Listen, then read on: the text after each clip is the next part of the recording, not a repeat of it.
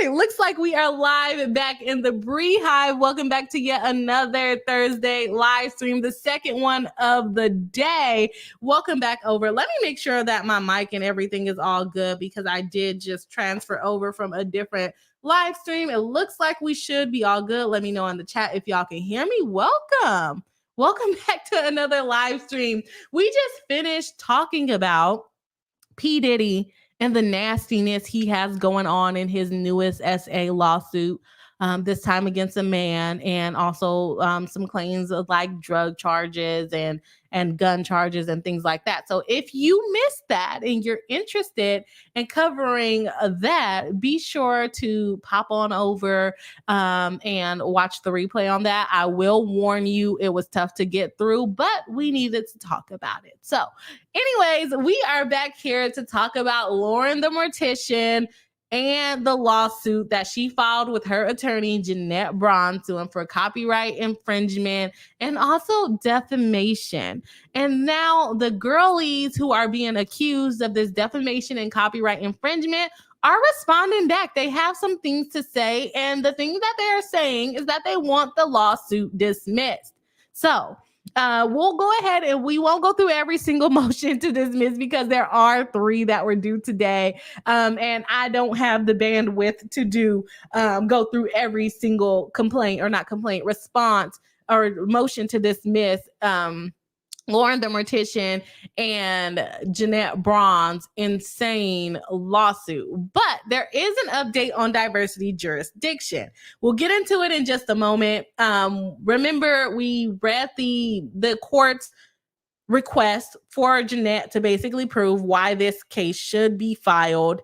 And what's this court? That they're in the Northern District of Illinois. And then we read Jeanette's response, why they should be in there. I didn't really think they were going to overcome that burden, but we're going to get into whether or not they overcame that burden in just a moment. We're going to have Bossy B bring us in so that we can say hello to the chat. So if you're watching live and you haven't let us know yet, make sure to drop in the comment section that you're watching live so we can say hello to you. And come on, Boss. All right, Bossy across the stage, working hard, worked on Diddy, and now we're working on Lauren the Mortician's lawsuit. So let's go ahead and jump into the chat. Julia543, member of the channel, welcome back to the live stream, saying Bri, and yeah, Janet needs to be done. Yes, that rhymes. It rhymes. Nice to see you in the live stream.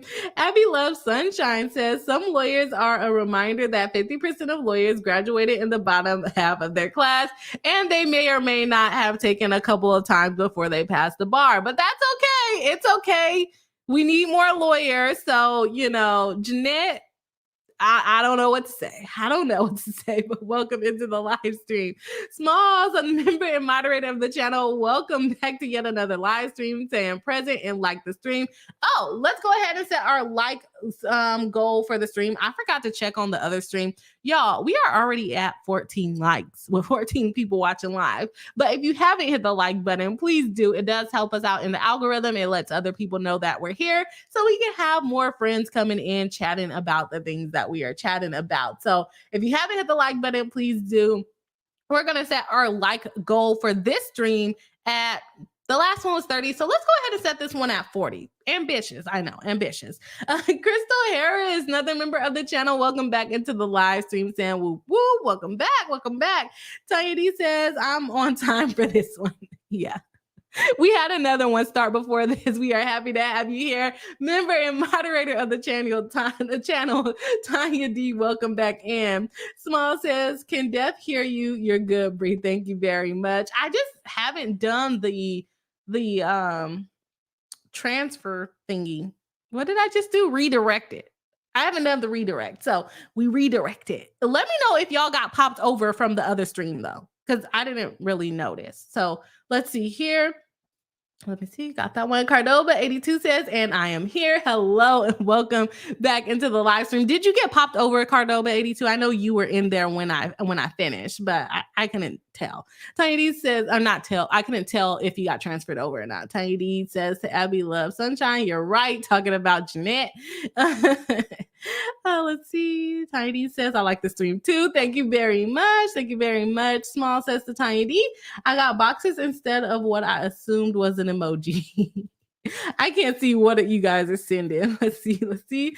All right, we are back in the live stream mode. Luckily, we're on a much better note. We're going to laugh. We're going to be judgy with Jeanette and Lauren, the mortician, in this lawsuit because it goes further because the court decided that there's diversity jurisdiction. So they don't have to file a new lawsuit. Okay, I broke the news. Let's have Bossy Bree bring us in so we can talk about the... so we can talk about the order. All right, so here we go. Got to share the screen really quickly here. Let's just share the whole window. This one, share, and then we're gonna make it all big. Boom, boom, boom. Okay, so the court went ahead and said, plaintiffs have established, at least for pleading purposes, that there is a complete diversity. Thus, plaintiffs have complied with this court's order requiring a jurisdictional supplement as a subject matter jurisdiction. Joint initial status report remains due on March 21st. So they have to say where they are in the case, whether they're going to be going forward, going to mediation, all the things. So they were able to establish that diversity exists. Remember, in order to be in federal court, it either has to, the amount that you're asking for has to exceed 75,000 and people be from different states. And that's what they were trying to establish in this one. And they're saying they were able to. Although I do not agree that Jeanette is a resident of Illinois, who was the only person claiming to be the resident of Illinois. The court seems to have found it valid that she has her license in Illinois. She has a house there. And she claims to only have a vacation house in wherever she is right now. So she was able to establish diversity jurisdiction, unfortunately or fortunately. I don't know whichever one. I don't know how supportive we are of Jeanette. We're not supportive of Jeanette. So she was able to establish the diversity jurisdiction. So the case goes on. All right. So the I'm sorry, y'all. I'm saying because my brain, I'm fried right now. I am fried. I'm surprised I'm still rolling this week. We got one more day of court left. I can't think straight. Okay, not one more day of court, one more day of work left. And I can't think straight. So here we are. But anyways, next thing that we have to talk about in this case is that the responses were due from the defendants in their motion to dismiss and motion to strike the complaint. Now, this one is going to be a live reaction because I have not had time to go through every single motion today. I had work today, so I didn't have time to review everything. I do have a little spicy letter, and I don't know if we're going to have time to get to it today because I do want to get through at least one of the motions to dismiss and strike. And we're going to start with Kitty because she's on the thumbnail, and I felt like she was the name that most people know. So I don't think there's any, let me see, there are some chats giving me some feedback. So let Bossy... All right, I literally just got naked on the live stream. Sorry, y'all. Sorry, y'all, for that. Crystal Harris says, I saw the notification and clicked over myself. Okay, it popped up a notification. I haven't seen it done before. So yeah, y'all are giving me some good feedback here. Small says to Tiny, I don't know why I got, oh, you guys are talking about. Okay. Tiny says, I didn't get redirected. It just gave me the option to play the next one, but I don't have the autoplay turned on. Okay, that makes sense. Just Me MD says, I did get redirected, but went out and came back into this one just in case. Okay, makes sense. Thank you.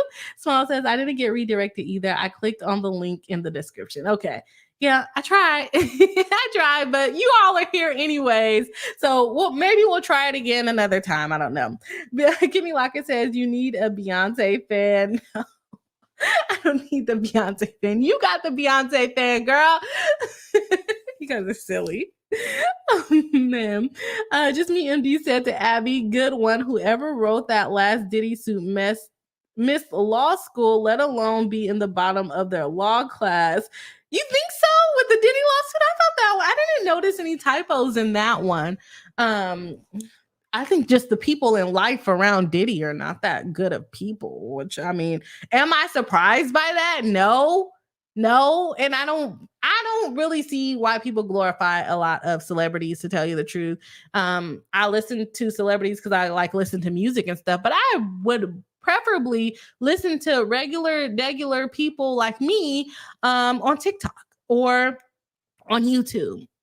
Maybe not sing. I would not want to hear me singing on TikTok or YouTube. But I literally just listen to celebrity music because I don't follow them other than to cover these lawsuits and the ridiculousness that they get themselves into. So, yeah, I feel like a lot of people are weird. And I think that a lot of celebrities have a lot of money, which causes them to do more weird things than normal people. And I could just be being judgy, but judge on, Brie, judge on. Not me encouraging myself. Hashtag Beyonce fan. Okay, we're gonna go ahead and jump over into Kimmy's motion to strike. Boom. We got started quick in this live stream.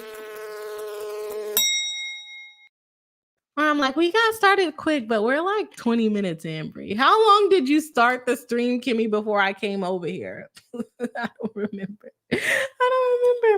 Okay. Oh, did I say Kimmy's motion? Kitty's motion, not Kimmy. Did I say Kimmy's motion?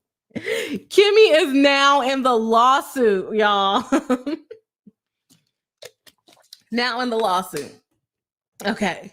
Kimmy's motion. Just kidding. Kitty's motion. All right. She has a motion to strike for failure to state a claim. So let's go ahead and bring that up. I would like to be the bigger person in this one. So sorry, document. Defendant Casey, the owner and operator of the social media account Caffeinated Kitty's memorandum of points and authorities in support of her special motion to strike pursuant to this code number, or in the alternative, motion to dismiss. So she's basically saying she thinks the whole lawsuit should be dismissed, but just in case she's unable to meet that burden, at least strike some of the things within it, okay? Let's scroll down.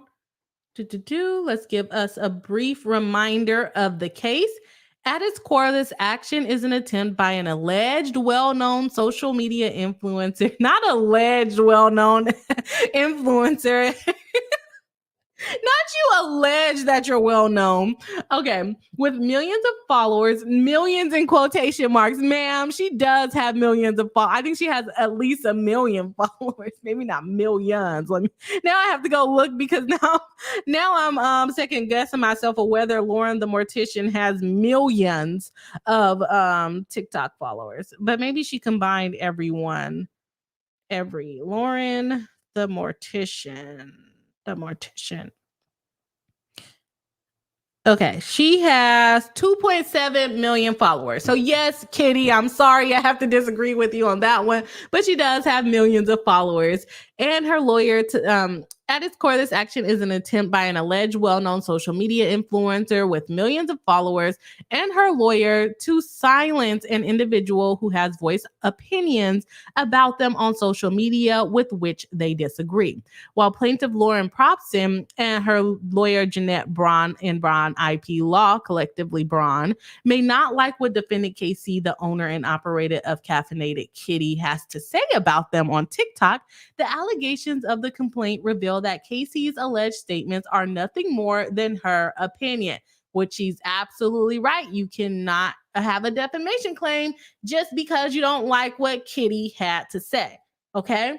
The allegations of the complaint reveal that Casey's alleged statements are nothing more than her opinion, her subjective beliefs, and at worst, hyperbolic name calling. They are not actionable as defamation as a matter of law.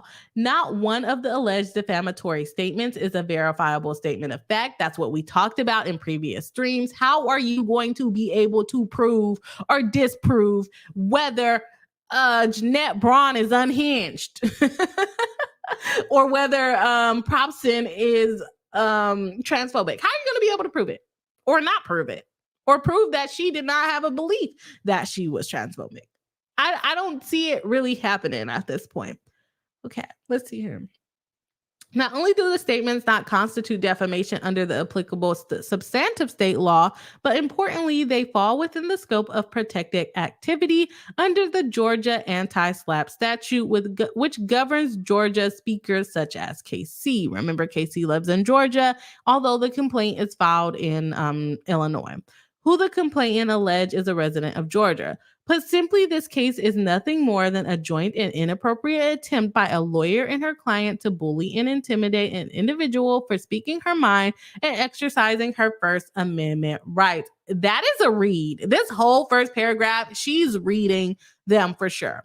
Indeed, the complaint itself reveals the length to which plaintiffs will go to harass KC for voicing her opinions, namely, remember, calling the local police in Georgia and sending them to conduct an wholly fabricated wellness check on KC. Under plaintiff's allegation of defamation, because plaintiff's allegation of defamation are based on statements that are a protected activity under Georgia anti-SLAPP law and are legally deficient and non-actionable, the Georgia anti-SLAPP statute mandates that all 9 causes of action asserted by plaintiffs against KC, all of which arise out of the alleged defamatory statements, be stricken and attorney's fees awarded to KC.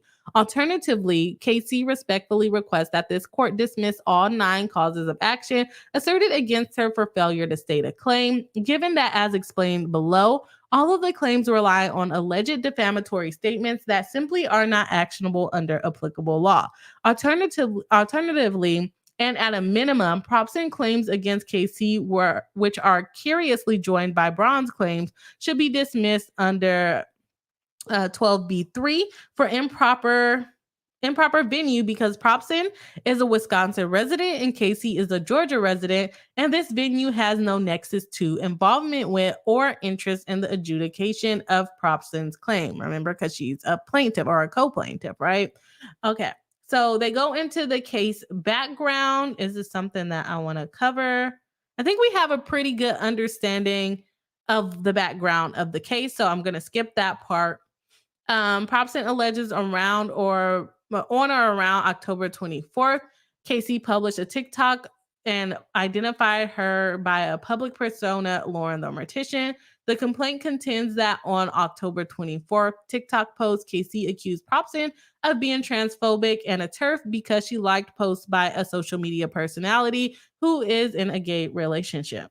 The complaint alleges that TERF is a derogatory slur, highly offensive term, an acronym standing for Trans Exclusionary Radical Feminist, which is a term used to refer to or describe an advocate of radical feminism who does not believe that transgender people identities are legitimate and who is hostile to the inclusion of trans women in the feminist movement. The complaint then sets forth screenshots of the post from October 24th. See, one of the screenshots depicts a picture of KC with the text, Lauren the Mortician is a TERF. The other screenshot depicts a picture. The other screenshot depicts a picture. They put too many words in there. Sorry. Of KC with the text, unfriendly reminders. We see transphobic. We were saying transphobic. That ain't bullying. It's an astute observation. Boondocks 2014. And bi people can be transphobic. Neither of the screenshots depict any text saying that Propson is transphobic. Propson alleged that in explaining her reason for her accusations, defendant Casey stated that she was not accusing Ms. Propson of being transphobic because Ms. Propson has a larger fan base and following, but because people were confusing Ms. Propson's Lauren the Mortician persona with Casey's Caffeinated Kitty persona. The complaint further alleges that on October 24th, TikTok post KC also announced that she compiled a list of links to post that Ms. Propson liked and contained transphobic rhetoric. Okay, it's kind of repeating the complaint at this point. Let me see. I want to get to her explanation. When viewed in its entirety, it is apparent that the statements made by KC in the October 24, 2023 TikTok posts are limited to statements by KC that Propson actively follows and likes social media posts that contain transphobic and hateful rhetoric, which, I mean, That is what she pointed out. And because Casey finds such rhetoric offensive, she does not want people on social media to confuse her for Propson or her Lauren the Mortician persona. Nowhere in the October 24, 2023 TikTok post does Casey state that Propson or Lauren the Mortician is transphobic or has made specific transphobic statements herself. Rather, only that she has liked posts by other individuals who have made transphobic statements. Nowhere in the complaint do plaintiffs allege that Propson has not liked these posts or followed these individuals on social media. Moreover, nowhere in the complaint do plaintiffs allege any facts demonstrating that any statements made by KC in the October 24, 2023 TikTok post are false. So she's basically saying that the court should view the video, which I agree with her, of KC saying that Lauren the Mortician follow people that like transphobic things or, that like transphobic things. She doesn't directly come out and say that she's transphobic, only that she liked those things and follows those people, which are true. Those things can be proven true or false, right? Those can be proven true or false. But to say that she's transphobic or that she follows transphobic people is not necessarily, saying that she follows transphobic people is not necessarily calling her transphobic. And insinuating that is, again, also not calling her transphobic. So I agree with her on that end. Let me know what y'all think about that. That was a lot. She kind of goes through the whole goddamn complaint. So I'm going to try to skip around a little bit more to make sure that we can get through this and maybe even through the crazy letter that that Braun sent to Kitty, because it's a 6-page letter and I haven't been able to read it yet. And I would like to read it probably on the stream. Okay, so let's jump back into it. Defendant Casey alleged defamatory statements regarding Braun. Propson hired Braun to file a DMCA copyright complaint with Meta regarding Casey's alleged use of Propson's copyrighted material in a Facebook on a post on Facebook, not TikTok.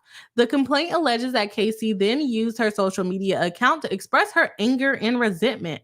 Specifically, plaintiffs allege that on November 21st, 2023, Casey posted a video accusing Propson of using attorney Braun to file a bad faith copyright claim with social media platforms. And in the same video, Casey accused Braun of filing bad faith copyright strikes against defendant Casey.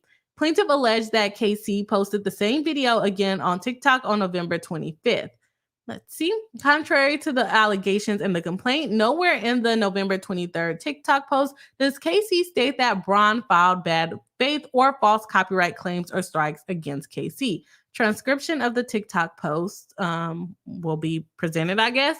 To the contrary, Casey does not even discuss the copyright strike for the To the contrary, KC does not even discuss the copyright strike for the most of the video. Rather, KC describes how Braun called the police and sent them to Casey's home in Georgia to conduct a wellness check, as well as how Braun sent Casey a cease and desist letter on which Braun copied Casey's mother and a theater company with which Casey is not even affiliated. Plaintiff further alleged that on November 21st, Casey created a page to the donation platform called GoFundMe and posted on the page a portion of the cease and desist letter that Casey received with Braun. We talked about this on the channel before. Is a cease and desist letter private? No. She has no obligation to keep that letter private. None. So let's get back into it. Okay, the complaint alleges that on December 8, 2023, Casey published on the GoFundMe page her email response to Braun and falsely claiming that attorney Braun filed a false copyright claim and that she was a fan of Lauren the Mortician and was not actually retained to be Miss Propson's attorney. The complaint set forth a screenshot of the GoFundMe page update from December 8th, 2023 that reflects Casey email's response to Braun regarding allegations of copyright infringement. It states in relevant part that Casey would love further details on Braun's client and how the video had grounds for copyright strikes, as it clearly falls under fair use. I do understand how you have reached out with the I do understand how you have reached out with a cease and desist to smaller content creators speaking negatively about Lauren the Mortician scandals. And while I understand your desire to protect a creator you enjoy, if you were not legally obtained as counsel for her, and I speak on this via my platform, your actions are going to cause her significantly more strife. So she's basically saying, if you're not retained by her, stop sending cease and desist letters on behalf of her. Plaintiff's claim should be stricken under the Georgia anti-SLAPP statute. So let's see what that one says. In the case of anti-SLAPP statute raised as a defense to a defamation claim, the choice of law question regarding anti-SLAPP law is treated separately from whether a statement is defamatory, because the anti-SLAPP question involves whether a statement is privileged, not whether its content is defamatory. Let's see here.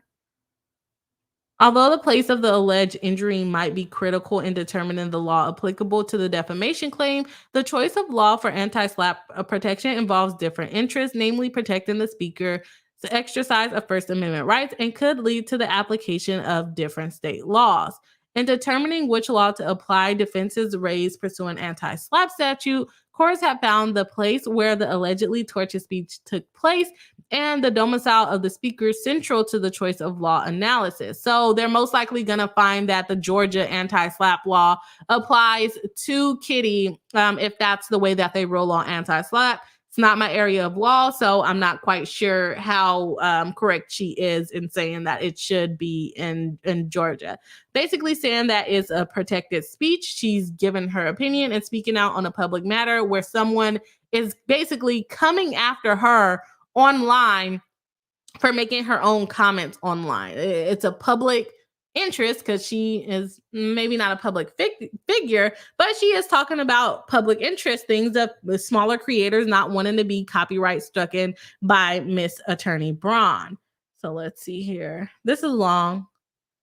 I'm sorry, I'm kind of like scrolling through it. I haven't read this, but I pretty much can guess what they're going to talk about. Let's see.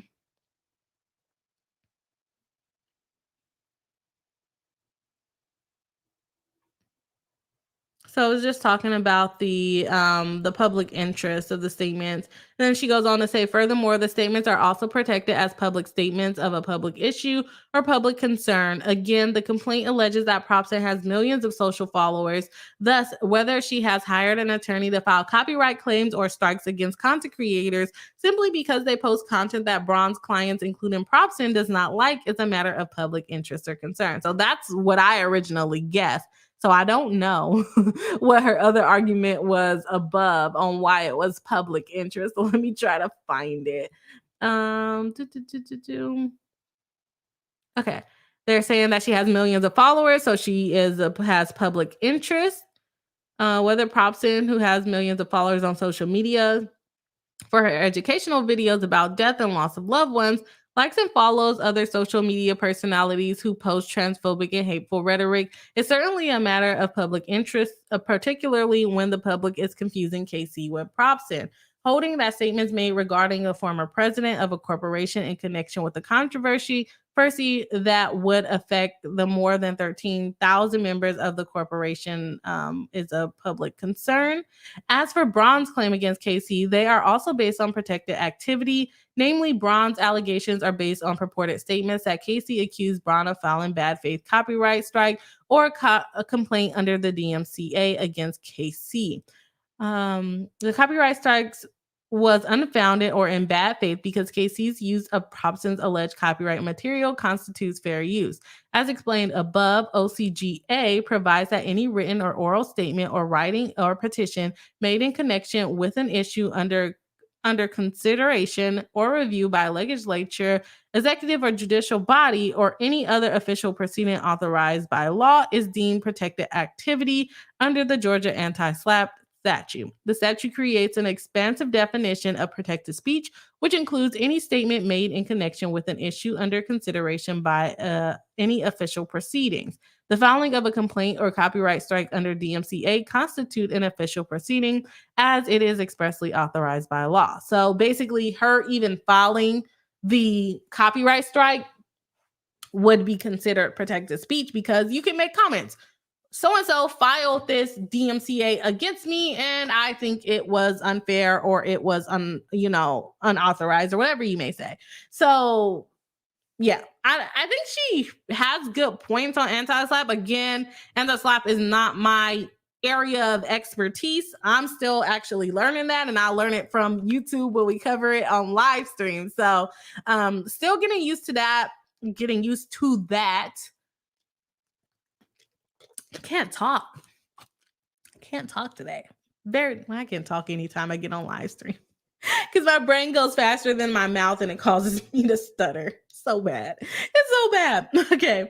There is no probability that plaintiff can prevail on their claims because they are legally deficient.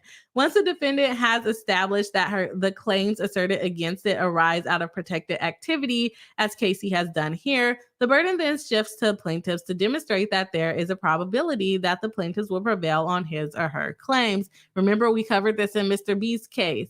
In the federal district court, an anti-slap motion may be premised on legal deficiencies inherent in the plaintiff's claim, analogous to a motion to dismiss under the Federal Rules of Civil Procedure B6, and if 12B6, and if a defendant makes a special motion to strike based on alleged deficiencies in plaintiff's complaint, the motion must be treated in the same manner as a motion under 12B6, which is failure to state a claim.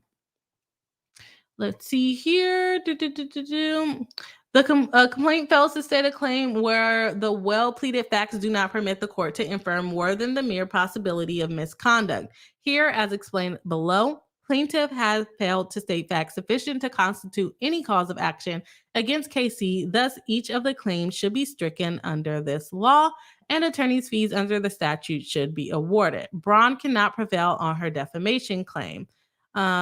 To state a claim for defamation under Illinois law, a plaintiff must plead facts showing the defendant made a false statement concerning the plaintiff. There was an unprivileged publication of the defamatory statement to a third party by defendant, and publication of the defamatory statement damaged the plaintiff. Here, the complaint alleges that Casey defamed Braun by publicly stating that Braun filed false copyright lawsuits and by implying that she was acting as an attorney without being hired by Lauren the Mortician, and she used her platform to attack Braun's character and reputation.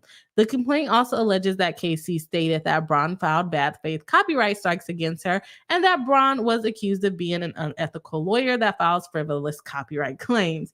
As a preliminary matter, I don't know why it makes me laugh when they say that she's unethical. As a preliminary matter, the allegation that Casey defamed Braun by using her platform to attack Braun's character and reputation does not state a claim for defamation under Illinois law. Defamation per se must be pled with a heightened level of precision and particularity. I am not saying that right. Particularity, that is it. This higher standard is premised upon an important policy consideration that a properly pled defamation per se claim relieves the plaintiff of proving actual damages. Let's see here. The prison leaves defendant of court. Where am I at? Where are we at? Okay. Thus, the vague allegation that Casey attacked Braun's character and reputation without precise identification of the actual words used cannot state a claim for defamation. As for the allegation that Casey defamed Braun by stating that Braun files false copyright lawsuits or bad faith copyright strikes or claims, they are also patently defective. As a preliminary matter, both the November 23rd TikTok post and the GoFundMe website referenced in the complaint make clear that Casey is of the opinion that Braun had no grounds to file a copyright strike against her. A transcript of the November 23rd TikTok post reveals that nowhere in the November 23rd TikTok post does Casey actually state that Braun filed a bad faith or false copyright claims or copyright strikes against her. Rather, the only reference to the copyright strikes filed against Casey by Braun on the 11/23 TikTok post is Casey's statement that she found the copyright strike to be bizarre. Likewise, the screenshot of the GoFundMe page posted by Casey, see where we're at, reveals a letter from Casey to Braun with the subject line, false copyright claim. So it's actually Braun, the one that's putting false copyright. Kitty is basically saying she just said the copyright strike was bizarre because it falls under fair use, which she's allowed to say. That's her opinion, that the fact that she filed the copyright strike or claim is bizarre, right? It states only that Casey and her team would love further details on your client and how the video had grounds for a copyright strike, as it clearly falls under fair use. A party who has been sued or otherwise had a legal proceeding instituted against him or her is certainly permitted to express their disagreement with the merits of the proceedings without being liable for defaming the opposing counsel. As such, a statement is non-actionable opinion. A statement is constitutionally protected opinion if it cannot be reasonably interpreted as stating actual facts about the plaintiff when viewed from the perspective of an ordinary reader. I think in this case, I agree with Kitty so far. Y'all can let me know if you agree. Let me see. I'm just trying to find where we're not quoting cases here. Okay.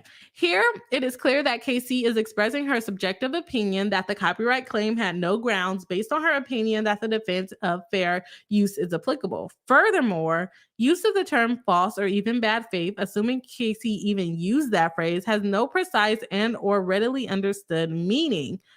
Let's see. The terms false and bad faith are so broad in scope that they lack the necessary detail to have a precise and readily understood meaning required to be actionable. Let's see here. Where are we at? What does it mean for a claim to be false or in bad faith, and how would one verify that? Courts can and do routinely disagree over whether particular claims have merit. To hold Casey liable for expressing her opinion regarding the merits of the copyright strike filed against her by Braun would open any litigant up to liability for defamation if they spoke publicly regarding the merits of the proceeding filed against them. That is not and cannot be the law. And I agree with Kitty, because that would be Diddy coming out and saying, Diddy comes out and say, this is a bad faith lawsuit against me.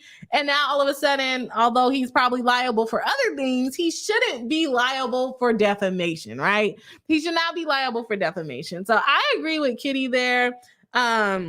You should be able to have an opinion about anything filed against you. I don't see how they're going to prove that to be fact.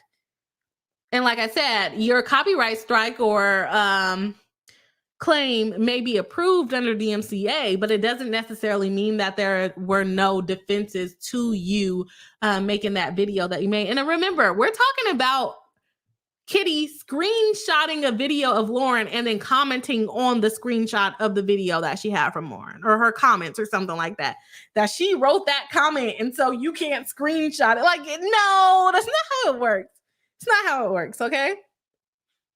So let's get back into it. Finally, Braun's allegation that Casey defamed her by implying that she was acting as an attorney without being hired by Lauren the Mortician is also a non-actionable opinion. Both the transcript of the November 23rd TikTok and the GoFundMe page make clear that Casey thought that Propson may not have hired Braun as her attorney. So when this first started to the attorney, I didn't think that it was actually someone Lauren hired. Didn't think. That is qualifying language for opinion. So like I said, I thought Jeanette had gone rogue. So she's not calling her directly a rogue attorney. I thought that she had gone rogue and not been actually hired. Again, thought, qualifying statement for opinion. Why we say allegedly and in my opinion and things like that when we're on the stream, right? Let's see here. While I understand your desire to protect your creator, a creator you enjoy, if you were not legal, right? If you were not legally obtained as counsel for her, and I speak on this via my platform, your actions are going to cause her significantly more strife.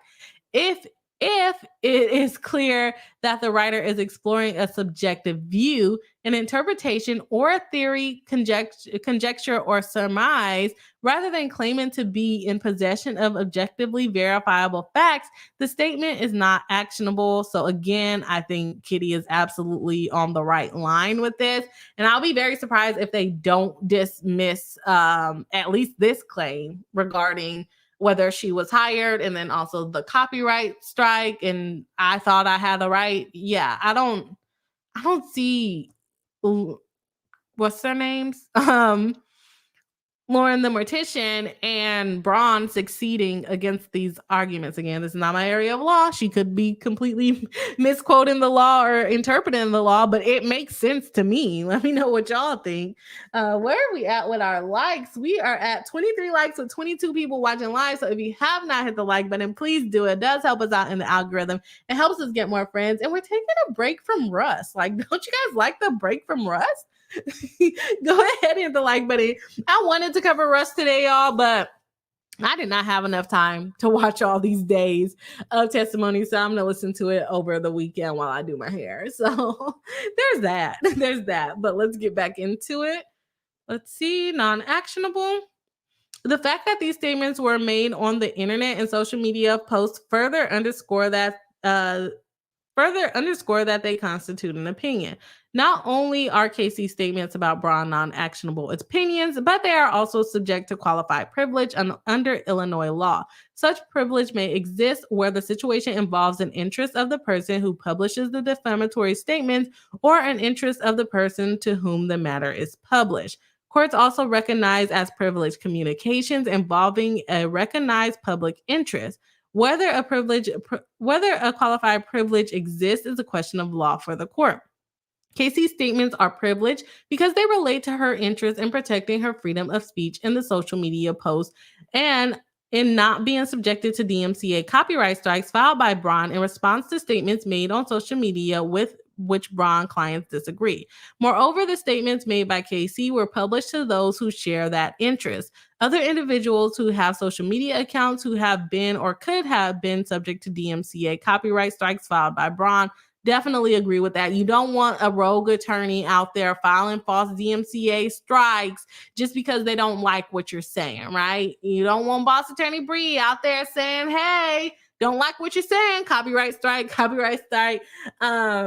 or being like, what's it called, TMZ, and you freaking post a snippet of a video that they bought for a couple of $1,000s, maybe even a couple of $100s, and they're automatically copyright striking your whole freaking video. Your video only played for 2 seconds, TMZ.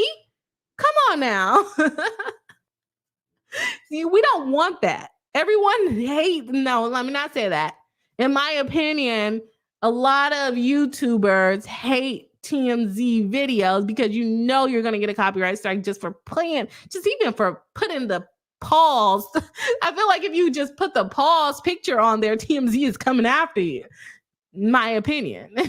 I wouldn't be surprised if it happened, right? Let me get my qualifying language out there. Let's see here.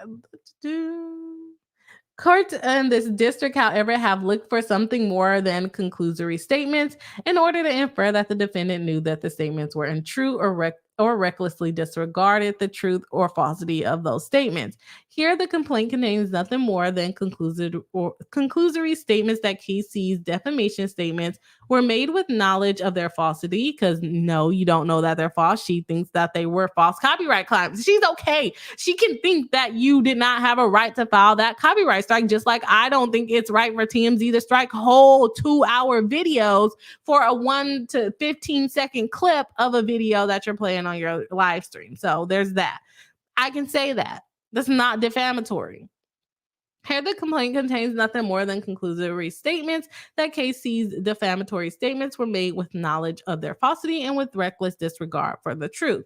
There are no facts alleged to support this boilerplate allegation, and without such facts, Braun cannot overcome application of the qualified privilege. Because Braun's claim for defamation against Casey are legally deficient, Braun cannot satisfy her burden under the Georgia anti-SLAPP statute in demonstrating a probability of prevailing on the claim. Probson cannot prevail on her defamation claim. about saying that she's transphobic. Transphobic. Transphobic. Are we transformers now? Saying that she's transphobic. Why do I keep saying transphobic, and used her platform to attack Probson's character and reputation. The complainant alleges that the false statements were defamatory per se because the harm to plaintiff's reputation is obvious and apparent on its face. Being called a transphobic is akin to being called a bigot or racist. Because the complainant alleged that Probson is a citizen and resident of Wisconsin, Wisconsin law governs the substantive issue of Probson's claim. As explained above in connection with Braun's defamation claims, allegation that Casey defamed Probson by using her platform to attack Probson's character and reputation failed because Probson has failed to identify any particular statement that forms the basis for this allegation.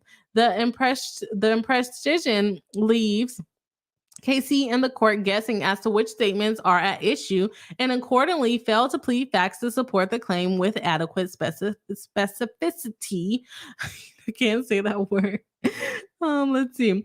As for the allegation that Casey stated Probson was a TERF, stands for that as someone who is hostile towards the inclusion of feminists, that statement is pure opinion and non-actionable under both Wisconsin and Illinois law. Generally speaking, defamation claims must be based on statements of fact rather than expressions of opinion. Statements of opinion are not defamatory. A defamatory statement must assert or imply a fact that is capable of being proven false, or it must assert an opinion that directly implies the assertion of an undisclosed defamatory fact. It is not possible to prove that Probson is not someone who is hostile to the inclusion of trans women in the feminist movement. Rather, Probson is or is not hostile to trans women and is entirely subjective and could vary from person to person. That's true. That's true. Some people think that certain things are racist that are not racist. I believe someone brought up a case where it says specifically calling someone a racist is not defamatory. Further, as the Seventh Circuit has held, words that are mere name calling are found to be rhetorical hyperbole or employed only in a loose figurative sense have been deemed non-actionable, which again, calling someone you're a TERF, that's name calling, right? Statements that are not reasonably understood as stating actual facts should not be actionable in order to ensure that the public debate will not suffer the lack of imaginative expression. We have to be able to call you a bigot. Like, what do you mean? I have to be able to say that about you. Let's see. As for the complaint allegations that Casey defamed Probson by stating she was transphobic, a transcript of the October 24, 2023 TikTok post reveals that Casey never called Probson transphobic. Not once in the video does Casey use the word transphobic, nor does she ever accuse Probson of disliking or being prejudiced against transgender individuals. Rather, the transcript from the day demonstrates that Casey stated only that Probson was following and actively liking social media posts by individuals who posted incredibly transphobic and hateful rhetoric. Now, nowhere in the complaint does Probson allege that this statement is false, that she did not follow and actively like social media posts by the particular individual. And the October video reveals that Probson did actually like and follow these individuals. Given that the statement that Probson follows and likes these social media posts is not false, it cannot form a basis for a defamation claim. As explained above, because Probson does not identify any particular statement that forms the basis of her transphobic allegation, the defamation claim based on the allegation must be dismissed due to lack of specificity. Okay. Moreover, Probson's defamation per se claim against Casey should be dismissed because accusing someone of being a TERF or a transphobic is not one of the specific category of statements that fall within the definition of defamation per se under either Wisconsin, or Illinois law. Oh, let's see. They're giving cases. Okay. General allegations of harm to Probson's career, profession, and reputation or allegations of emotional distress are insufficient to adequately plead special damages. Likewise, a conclusory allegation that Probson lost a contract with a famous documentary channel without any supporting facts explaining that she lost the contract because of the alleged defamation is insufficient to plead special damages. That also makes sense to me. Dang, I keep thinking that I'm almost done. I keep thinking that I'm almost done, but it just keeps going and going and going and going. I definitely see what she's saying, though. I definitely see what she's saying. Yeah, I definitely see what she's saying. Let's see here. Where are we at? Plaintiffs cannot prevail on their false light and trade libel claims. Because plaintiff failed to state a claim for defamation against KC, their respective false light claims against KC, count 4 and 5, arising out of the same allegations, fell as well. Where are we at? Likewise, because plaintiff's trade libel claims against KC are nothing more than a restatement of the defamation claim. I did get a lot of restatements in the complaint. And based on the same alleged false statements by KC, the trade libel claims suffer from the same deficiencies of the defamation claim discussed in this section. Plaintiff cannot prevail on their tortious interference claim. Braun has, let me see where we're at. Probson claims for tortious interference against KC, asserts that KC's alleged defamatory statements intentionally interfered with her contract with the Discovery Channel, but it will be non-actionable. So let's see. I'm not going to read all of that. Oh, that was long. Yeah, we're not reading that. Probson cannot prevail on her intentional infliction of emotional distress. They made no statements of intentional. I can tell you what that one says without even reading it. I can tell you what that one says. Probson claims for intentional infliction of emotional distress against KC is based entirely on KC's alleged defamatory statement. Because Probson has failed to state a claim for defamation, she has also failed to state a claim for emotional distress. Because there is no probability that Braun and Probson will prevail on the claims they have asserted against KC, the second prong of the Georgia anti-SLAPP statute has been satisfied. The claims asserted against KC should be stricken and KC entitled to an award of attorney's fees. Alternatively, plaintiff's claims should be dismissed for failure to state a claim, basically because they couldn't prove the things that are said there. In conclusion, for the foregoing reasons, KC respectfully requests that this court strikes count 1, 2, 5, 6, 9, 10, 13, 14, and 15 asserted by Probson and or Braun against KC under the statute and award KC attorney's fees she has incurred in connection with this motion, or alternatively dismiss those sections asserted by Probson and Braun against KC for failure to state a claim. Okay, that was a lot. Let me know what y'all think. I think she's on to something. Like I said, this is not my area of expertise. So I just kind of go with what the lawsuit is claiming. I think that it makes sense. I don't think that the statements are things that can be proven as fact. I think she did a good job of pointing out what she did say and whether that would be fact, right? Uh-oh, what did I just do? Backstage messing things up. So I don't think the statement about her being transphobic is even fact, but she did do a good job in pointing out that, okay, I said something about transphobic, but all I said is that she followed transphobic people. And she never said that that was false. And that would be defamation if she didn't follow those people. And again, Kitty even saying that those people make transphobic and hateful content, again, in itself is going to be, in my opinion based.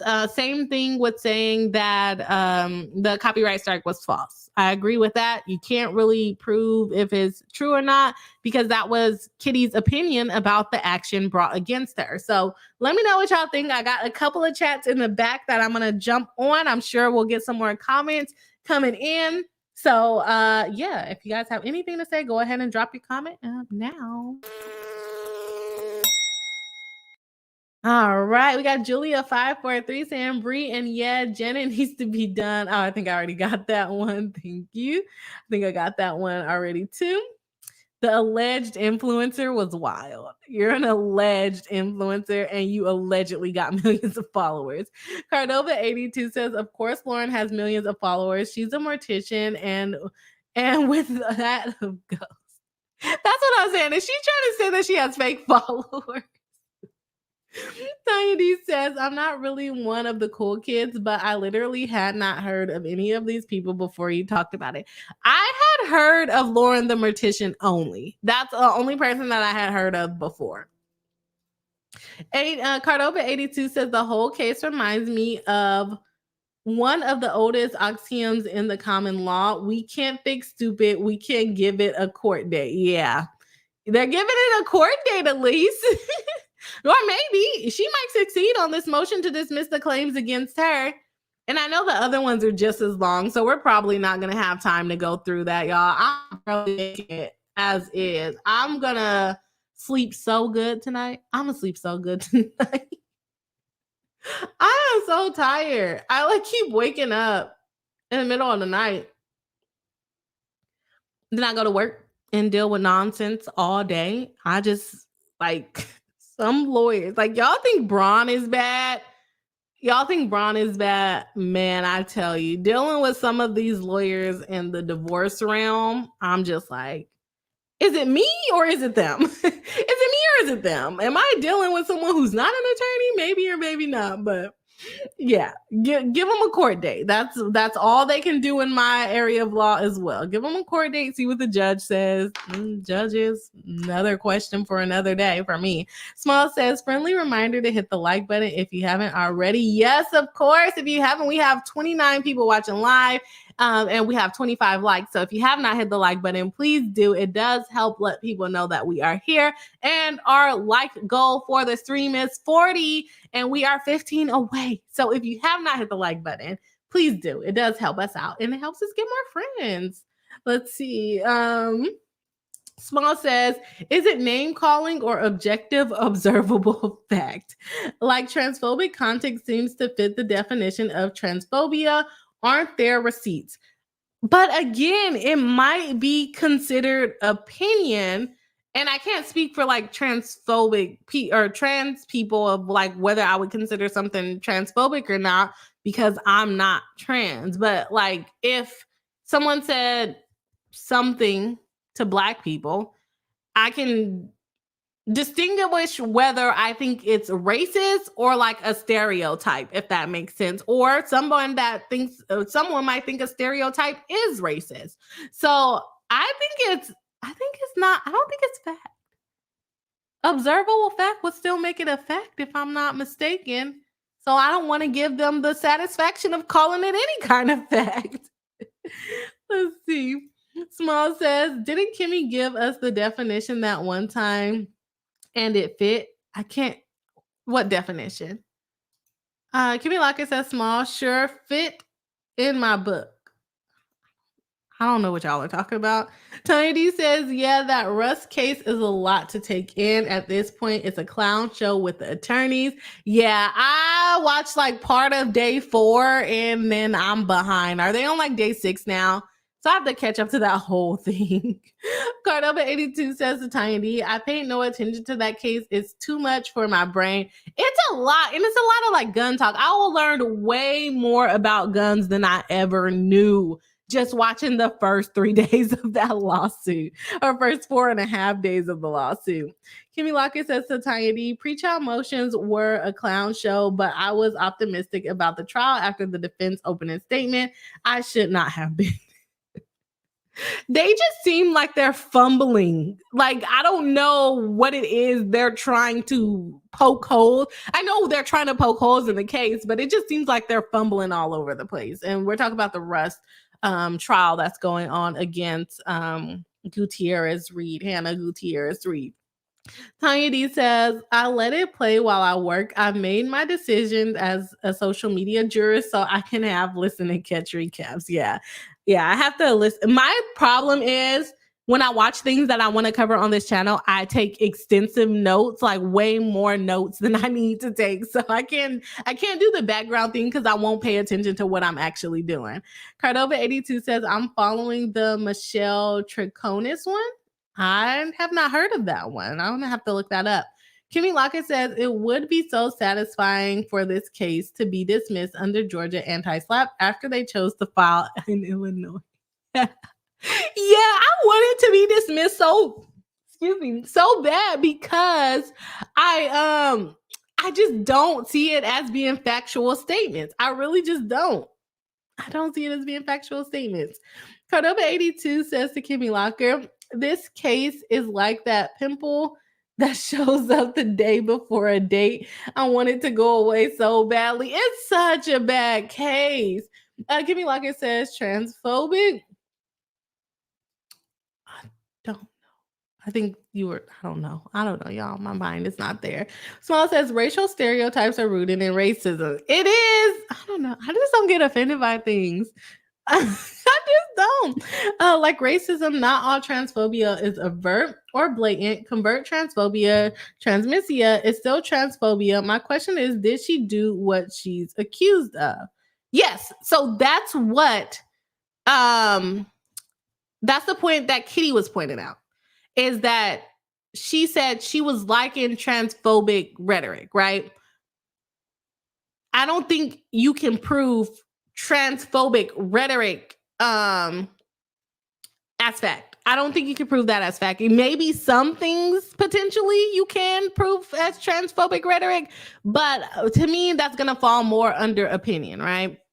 Or name calling in that kind of realm rather than fact. Now, Kitty saying she was liking transphobic rhetoric or following people that spilled these hateful topics. If she says, no, I don't follow that person, then I think that she could succeed on the defamation claim. But just saying that those people who are not even involved in the lawsuit post transphobic things, I don't think that counts as calling Lauren the Mortician transphobic. I don't. And I think she would have to prove, like Kitty pointed out, that she didn't like those things and that she wasn't following them, but the video clearly shows that she was following them. So I hope that makes sense. Kitty Lockett says transphobic is the word I gave that Smalls and I were talking about earlier. Okay, makes sense. Small says to Kimmy, I thought so, but thought I could have been misremembering. TERFs love playing semantics and rearranging the victim per role. Again, that would, in my opinion, fall under name calling even so and would not be actionable defamation. So I want the case to go away. Small says, isms don't automatically mean offensive. LOL, I'm not offended by all racism, but also it's not about me. LOL, so I feel you, Brie. Makes sense. I just always take like racism or things like that as being offensive, I guess. That's what I said. Some racism can be stereotypes. Some stereotypes can be racism. I don't know. I'm just a girl on the internet, okay? No. Timmy Lockett says, I mean, she had the whole grain audacity to claim a slur was used against her. So, and again, she did say it was a slur. Again, name calling. They're online bullying is not defamation. Okay, you can online bully people and not be defaming them at the same time. I don't think that she was online bullying Lauren the Mortician or Braun at all, but it still wouldn't be defamation. Whitney R says, if you want to cover hot mess influencer lawsuits, I saw that, but I'm like, I didn't know if my audience would really know what's going on. But I guess we could get more people in our audience. For the Illuminati lawsuit, it's on its third amended complaint and still can't seem to point out the defamation. Yeah, she's unhinged. And I feel like this one is going to go down the same path. And you know what? I used to like watching the Illuminati videos. I used to like it, but I stopped watching them a while ago, but I was very shocked. Like when I saw that pop up, I was like, oh, this is going to be great to cover. And then I just never covered it because I didn't know if my audience would like it. It's a YouTuber. It's a YouTuber lawsuit, defamation lawsuit. Small says, I'm agreeing with you, Brie, by the way. Yeah, I know. I just get confused. I know. Whole grain. Did. Small says to Kimmy Locker, people randomly deciding a word or term is a slur is such a pet peeve, LOL. Come on. Welcome to America. That's what they do. Or we, I guess I'm a part of it at this point. Kimmy Lockett says, I gave the definition of slur too because no, ma'am. Yeah. And the PowerPoint, yeah.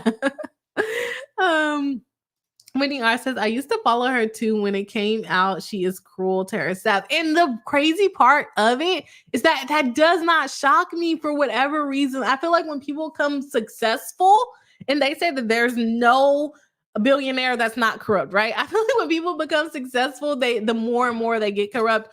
I would hope she wasn't mean from the start, but I'm wondering what made her mean afterwards. Small says, I'm low-key still a fan of Illuminati's content. I haven't watched it in a while. So I don't even know what's going on. But the lawsuit, when I saw that lawsuit come out, I was like, oh, that's going to be a good one. That is going to be a good one. And I haven't really seen, and it could be because I'm not paying attention, any of the lawyers on YouTube look at it. But it could be because I'm not paying attention. Let's see. Where did my chats go? I think they're all there. Says, no hate, Small. It's all good for watching Illuminati. Tiny says, I'll be interested in hearing more about that case. I'm 3 complaints behind, Tanya. Lola Waterton says, I am interested in hearing about the Illuminati lawsuit. From what I've heard, she's very abusive to people she perceives as vulnerable. Yeah, it's a lot. It's a lot in that one for sure. Small says, laughing my A off. You right. It is the American way. Revisionist history and redefining words as needed. Right. Exactly. Tiny says, maybe a short about it. Oh, we're 3 complaints behind. I don't know if I can. I have a lot of work to do. That just stressed me. Tanya, you saying do a short about it just stressed me out because I have so many shorts to make this weekend. And I need to get on TikTok. Why do I want to make content? It's so stressful. Kimmy Lockett says, I think Kitty gave a good 5-second summary of the lawsuit a couple of days ago. Okay, I'm going to go check it out. I think you gave me the link, right? Small says, what did Illuminati do initially? It was govern much giving. Giving much. I don't know what you're trying to say here. Not my business, but I don't know what she did. Okay, that was it. It's giving much giving. Nissa Howard says swoop food a doc. Swoop did a doc. I'm assuming that's what it says. I watch Swoop. I'm subscribed to Swoop.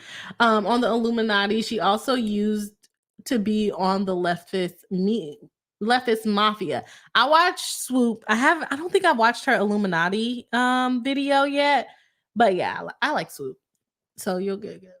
Small says you need a producer, Brie. What kind of producer? Am I messing stuff up? Kimmy Locker says, yeah, that's the link I sent you. Okay. Safe to play if you want. Okay, let me see.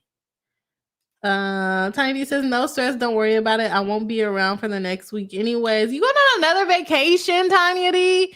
I know you are. Small says, I meant to say it was very much given, not my business. Okay, that makes sense. I was like, govern. Y'all know I already be tripping over my words. Why would you do that to me? Okay, let me see if I can play the video that Kimmy sent me from Kitty that I'm pretty sure I watched earlier today. Okay, I don't know. Continue as a guest.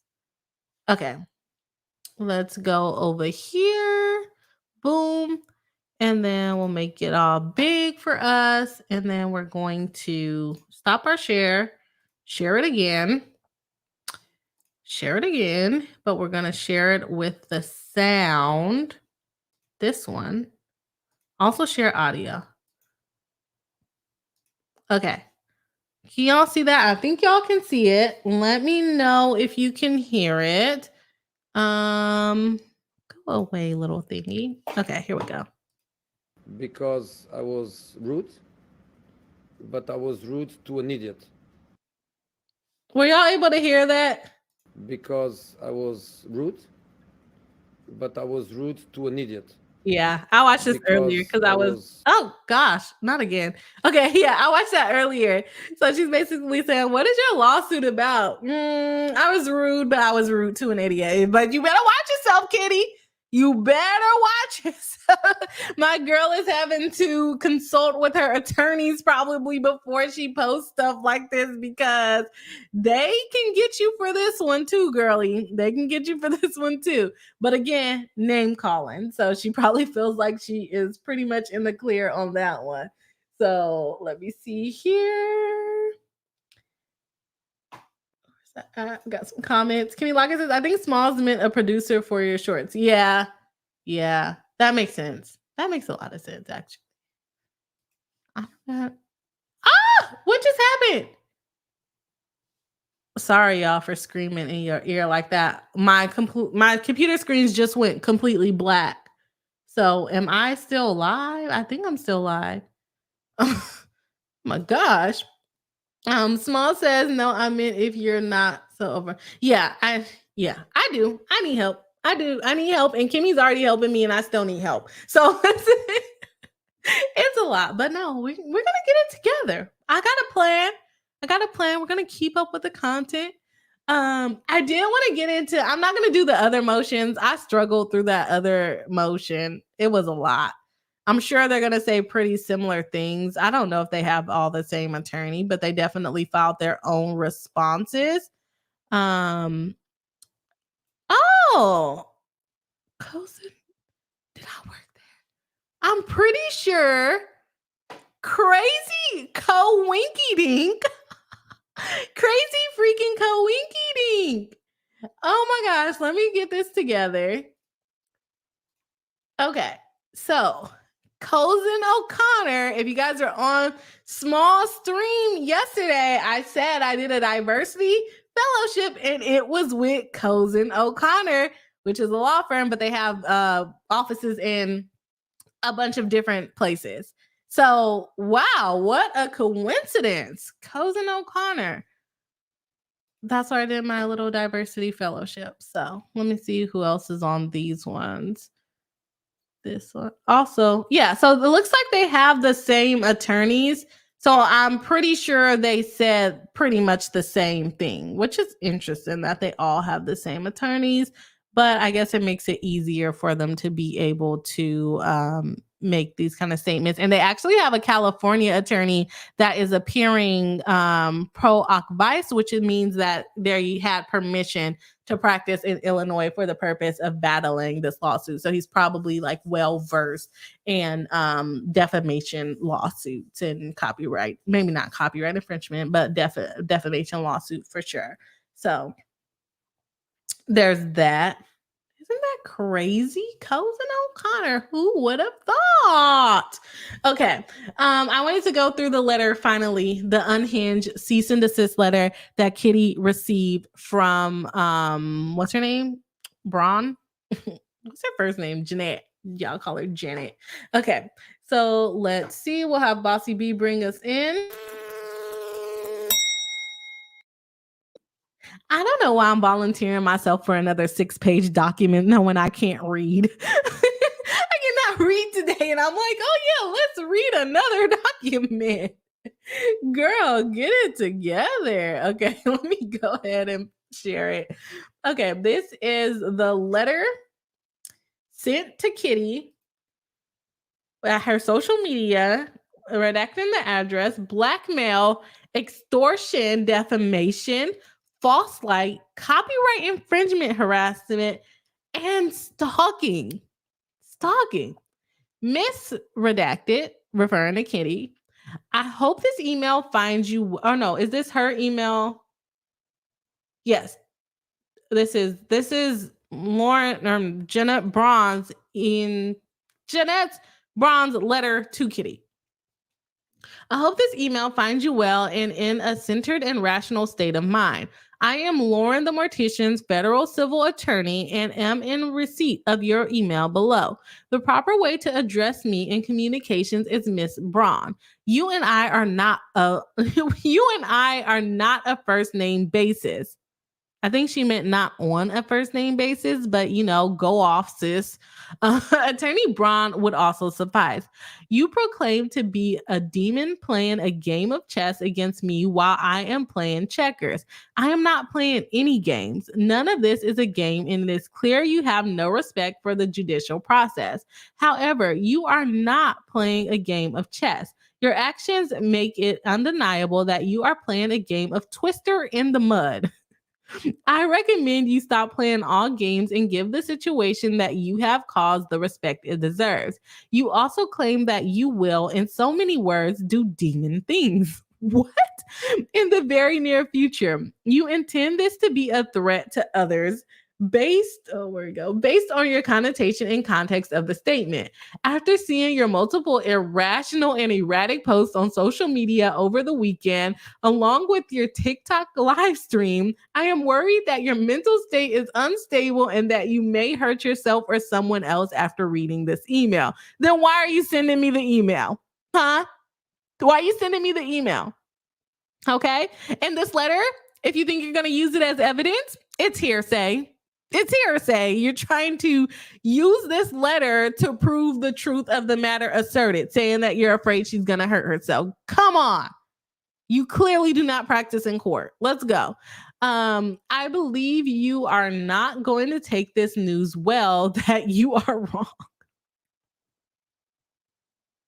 Ma'am, where did you get your law degree from? You're not going to take this news wrong. You are wrong. If you have not composed yourself yet and are still spiraling, please stop reading here. What the hell? If you have not composed yourself yet and are still spiraling, please stop reading here and make sure you have someone from your support network that you trust to be with you while you read on. Heed this trigger warning. Ma'am, I have never in my life seen a trigger warning in a cease and desist letter. That intro is out of control. And so naming this unhinged cease and desist, Lord, I can't even talk. Unhinged cease and desist letter is correct here. It's correct, okay? My girl is out of control. And this is a lawyer writing this? Okay. Cease and desist. You do not know everything that you think you know. This is not a proper cease and desist letter, ma'am. Your conduct directly violates several laws and legal principles, many of which potentially have both criminal and civil activities. Criminal and civil activities? Why are you calling it activities? What do you mean by civil activities? Come on now. I strongly encourage you to hire attorneys, there are so many grammatical errors in the first. I strongly suggest you hire attorneys, particularly a federal attorney and a federal criminal defense attorney. While this email is only intended to address your civil violations, I provide the potential criminal violations for your edification. In your email below, you admitted to copyright infringement. You admitted to copyright infringement is wild. And confirmed you are conspiring with redacted anon against my client. It is in your best interest to hire an attorney before sending me any further communications. You can't give her legal advice and tell her to hire an attorney. If she wants to hire an attorney, she will hire an attorney. You are hereby to demand it. You are hereby to demand it to immediate. You are hereby to demand it to immediate cease your malicious activities, which include sending emails and posting on Reddit and other social media platforms, blackmail, harassing, extortion, defaming, false light, and copyright infringement claims against my client. There are posts on various platforms with your username Caffeinated Kitty. These actions are not only morally reprehensible, but also illegal. You may think that because you are a demon, you have proclaimed U.S. laws do not apply to you. You are, in fact, human. You are, in fact, human, kitty. Okay? And U.S. laws, along with international laws, apply to you. Why do you think you're a demon, girl? Jeanette cannot understand this. I cannot understand this. What the hell is happening? I can't even read this. This is out of control. Oh my gosh, y'all. What is she talking about? Oh.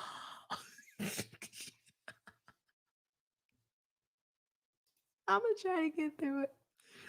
I can't. I think we only on the second page. Oh my god, are we on the third page? No, we on the second page. Let's go, Brie. Okay, where was I at? Okay, second page.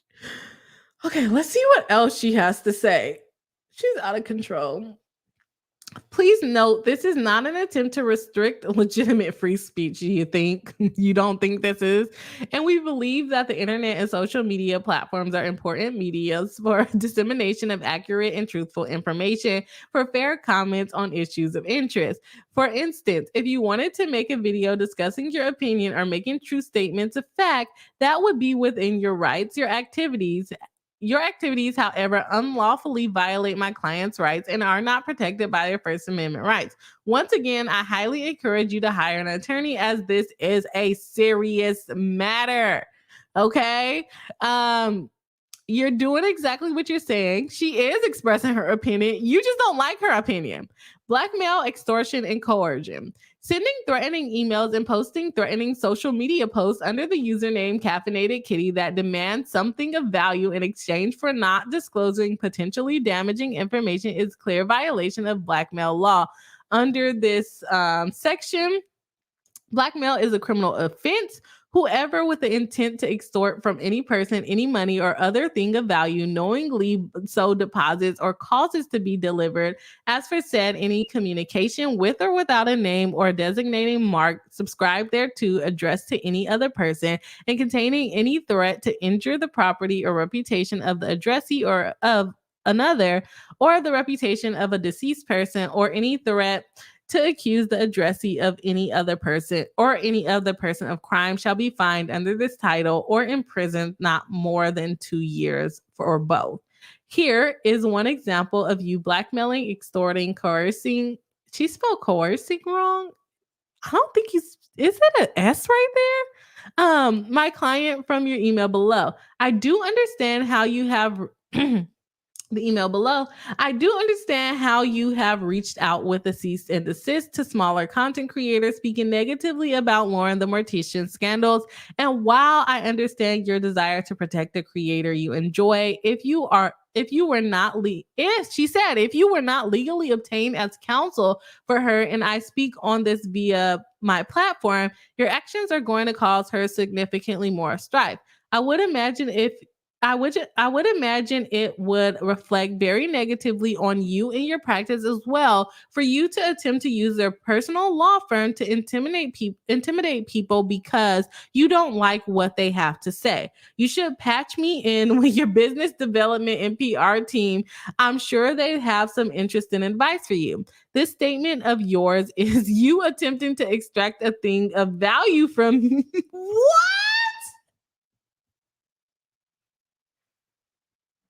You are kidding me. Where did she ask for anything of value? I'm sure Braun is going to tell us what she thinks it is, but what the hell? This statement of yours is you attempting to extract a thing of value from me and or my client with a threat to injure her reputation. You have made other statements in your videos posted on TikTok under the username Caffeinated Kitty. Civil remedies are available for blackmail, extortion, and coercion in many states. Wait a minute. No, coercion is not spelled with an S. It can't be. It can't be. I have to look this up now. Coercion. Coercion, the practice of persuading someone to do something while use of force and threat. And it's spelled with a C, like I thought. Can y'all see that? I don't think y'all can see that. But let's see. Let's try to spell it with an S. Is it the same? No, she's spelling coercion wrong because it popped up with a C again. Oh gosh. Okay. So what did she ask for? I'm trying to see. She told her to get a PR team. How is that asking her for something of value? I'm so confused. Further, in your email below, you confirm that you are working and conspiring with Redacted against my client. You actions, not your actions, but you actions may reach the level of organized crime. And again, I highly recommend you hire an attorney before contacting me again. Ma'am, you recommending that she hire an attorney is legal advice, and you should not be doing that because you are not her attorney. You are representing someone who is going against her. Stop recommending that she hires an attorney multiple times throughout your cease and desist letter. If you have questions, if you have questions, you should contact an attorney.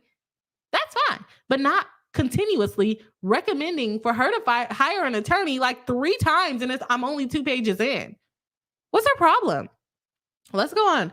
You actions may reach a level of organized crime. And again, I highly recommend you hire an attorney before contacting me again. Harassment, continuously sending harassing and abusive emails and or posts on social media platforms like Reddit and TikTok can constitute harassment. Let me see, which is illegal in many jurisdictions and is a crime at the federal level. A person convicted of stalking under the federal law faces up to 5 years in prison. But we're talking about harassment. Why are you talking about stalking? If the defendant's unlawful conduct results in death or physical injury to the victim, a conviction can land them in prison for 10 years, 20 years, or even up to life. Civil remedies for harassment vary, and the laws can be found in every state. As you have confirmed, you worked with Redacted to send her email to my client. That's not harassing. Emails are not always private, especially if you have social media accounts. You can find someone's email. Anyways, let's go on. Defamation/constitutional right violations. You have posted false statements and allegations on public platforms about my client, and the statements are defamatory, damaging my client's reputation. Your statements that you caught my client interacting with extremists, right content, and hateful anti-trans posts as well in your TikTok video is a false statement of fact. She literally showed you the screenshots, or she literally showed you her page of her following these people. But let's go on. What exactly was anti-trans in any of these posts? You failed to identify one single sentence, element, or other idea. She's not filing a lawsuit. You are. She doesn't have to identify that to you. Stop watching her videos. You fail to identify one single sentence, element, or other identifier that supports your claim. None of the posts are hateful, anti-trans posts. What you are doing here is smearing my client and violating her constitutional right to associate with whoever she pleases. Mr. Rittenhouse was found not guilty by a jury of his peers. For what? With your rhetoric, it is clear. You talk about Rittenhouse, the one that shot that kid, or those people. He shot like 2 black people. What does that have to do with anything? With your rhetoric, it is clear you have no respect for the judicial process. Further, you have failed to state any true fact that shows my client supports Mr. Rittenhouse or Mr. Rittenhouse specific actions. You have also failed to state any true fact that conservative and is an anti-LGBTQ. After all, he is gay himself and in a gay relationship. She didn't say that. She said you were transphobic. Being gay is not being trans. What are you talking about? False light. Creating false narratives about my client through your emails intentionally places them in a false light. False light invasion of privacy can lead to legal consequences. You are creating the false narrative that my client is part of hate groups organized against the LGBTQ plus community. She didn't say that, which could not be more wrong. Further, you have not provided one fact that supports your claim below. Civil laws and remedies are available in most every state. Lauren, did you approve this? Lauren the Mortician, did you approve this letter to go out? This letter is horrible. Copyright infringement. By claiming fair use in your email below, you have admitted to infringing my client's copyright. Please refrain from providing me with refreshers of the law in your future communications, as your refresher is incomplete, inadequate, and inaccurate. It fails at every level and is a waste of my time to read, much like this 6-page letter you're writing. As you have admitted on Reddit, you have seen my videos discussing fair use. My client never gave you permission to use her material and your statement. I explicitly asked for her permission beforehand and still maintain it, as it is an outright lie. As you have admitted in the TikTok, Instagram, and Facebook posts under Caffeinated Kitty, that could be you attempting to blackmail me by smearing my name. Once you have your ducks in a row, your Facebook account was monetized. The law places the burden on you, Miss Redacted, to prove fair use, not me. I have performed a full fair use analysis as is required by law, and my analysis is attorney-client privilege. My analysis is attorney-client privilege? No, ma'am. Because you would have to write that argument if they wanted you to respond to her saying it was fair use. So no, it's not. Unless a court has ordered me to turn them over. You might want to say like attorney work product maybe, but not attorney-client privilege. Sorry, ma'am. Unless a court has ordered me to turn them over, they will remain in my files as a protected document. But if you need to respond to it in the DMCA, you're going to use the same argument. So no, I don't agree with that. If you want to engage in good faith settlement negotiations and are willing to comply with all demands below, I am willing to ask my client if she would be willing to share those with you as part of the full statement of the civil issues she has against you. She, of course, has the power to say no. My client has suffered significant damage as a result of you organizing a group of people to engage in a smear campaign. You continue to push and lead others to push, and is currently working to pursue all available legal remedies to protect her rights. You are hereby demanded to cease and desist from any further communication with my client or post on social media, including sending emails or any other form of correspondence. You are demanded to issue a public apology to my client, recanting all of the false information and overall false narrative you have posted and organized others to post. You are hereby demanded to remove every post you have made about my client on all social media platforms. You are also hereby demanded to remedy the damage you have caused my client, governed by the civil rules of monetary compensation. If you have a general liability insurance policy or some similar policy, you must send them this letter within 24 hours of receiving it if the public policy is to defend you in those actions. Why are you giving me legal advice? Huh? Failure to do so may result in the insurance policy refusing to insure your defense. Why are you giving me legal advice? You must also provide me with the name of your insurance carrier in the same time period. Where is that law? Where is that law? Further, because you believe only guilty people would try to hide from the real questions or something similar as you posted in the video on TikTok, here are a few questions for you to answer. Based on your logic, if you are not guilty of anything, you will answer Miss Redacted. Who are the people in your team? Identify by full name, email, social media handles, and full physical address. Are you blackmailing her at this point? What are you talking about? Who are the smaller creators in your statement? I do understand how you have reached out with cease and desist to smaller creators or content creators speaking. Identify the full name, email, social media handles, and physical address. What platform did they contact you on? What date did they contact you on? Send me screenshots to support your answers.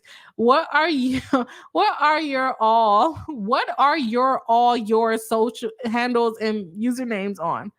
Girl, what? TikTok, Reddit, Instagram, and Facebook. Why have you gone off brand with your smear campaign against my client? You proclaim to be a demon and villain who traumatizes men, and you use the hashtag traumatize the men on the majority of your videos. Why are you smearing my client who is a woman and without even trying to or having an intention to do so, cause so much trauma to a man even without identifying him? That he went on social media posting tirade raw with defamatory statements about my client and told the public himself he was the one my client was talking about. Is your entire online personality and brand a sham or facade? You claim to receive great joy from inflicting emotional distress on men. How much of a lie is this? What is your connection to Jamie Grayson? When did your friendship/relationship with Mr. Grayson begin? Provide me with a name and link to the Discord server where you are collaborating with others to share the truth about Lauren the Mortician. Explain what your bug/worm parties are and why you throw them. This letter is not intended to be an exhaustive statement of my client's civil rights, remedies, claims, or defenses, and she expressly reserves all rights and remedies available to them under the law. Any settlement of my client's civil claims against you does not settle her criminal claims. You can't have criminal claims. What is she talking about? There are no criminal claims. Oh my gosh. She can ask the DA to bring charges, but she doesn't have criminal claims. Those are to be handled through the appropriate authorities. You have 72 hours from the date of this email to comply with the demands above. Answer the questions asked, issue your public apology, and have 7 days from the date of this email to contact me to remedy the damage by monetary compensation. Didn't you just say if you ask her for something of value, it's blackmail? So what are you doing here? My client expects an immediate and unequivocal compliance. I highly encourage you to seek legal counsel. Again, more legal advice. Thank you. Potential civil litigation hold notice, violation of evidence mitigation. This letter serves as notice for potential litigation, and as such, you must not destroy any evidence. Okay, let's see. I'm not going to read all of that. Basically telling her to keep everything. Okay. You are further requested to immediately identify and modify or suspend features of your operations information systems. Okay, that's just like boilerplate languages. Okay, so boom, there she is, Jeanette Braun. How unhinged? How freaking unhinged is she? This cannot be real life. This cannot be real freaking life. Is she serious? Is she serious? Bossy, let's see what the chat has to say. She cannot be serious. Kimmy Lockett says, I think Smalls meant producer for sure. Oh, I think I already got that one. Got that one too. Smalls says, yeah, what Kimmy said for your channel content, basically like what I do for Black and Sync, what I think Kimmy does for your lives. Yes, Kimmy helps me in the background for lives, but as far as like making videos and stuff for me, I don't have anyone to do that. Heidi says, yep, going to Vegas to see my boys' new edition. Oh, yay! I hope you have a wonderful time. Have a wonderful time. Sing a song for me. Small says, she doesn't deserve the name Janet. Okay, I'm not. Yeah, don't start tonight, Smalls. Kimmy Lockett says to Smalls, if we're talking about the Rocky Harlow picture show type Janet, I think it's well deserved. Small says, oop, not rational state of mind.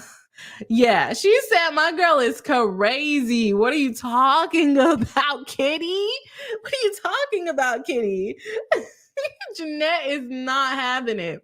Tiny says, I can't believe it's 6 pages in that small type print. No space, not double space, single space. Small says, she got the nerve to be trying to call someone out while not proofreading her attempted read a mess. Yeah. Yes, big shade.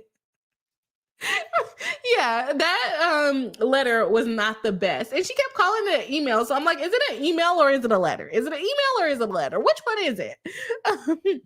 Kimmy says Janet would benefit from taking notes on how to write legal documents from Kitty's attorney, but she probably thinks doing so would constitute copyright infringement.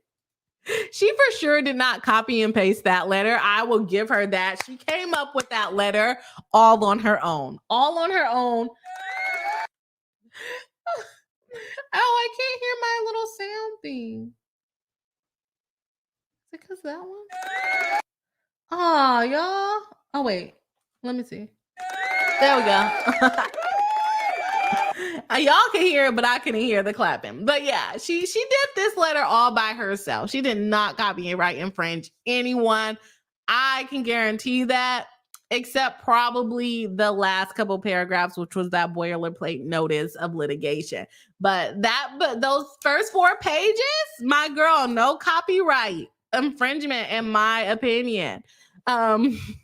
Upside Down says, wow, first attacks her mental status and then goes on an unhinged rant. Like, yeah, how about you get some support for this read I'm about to give you? And I don't even know what I'm talking about.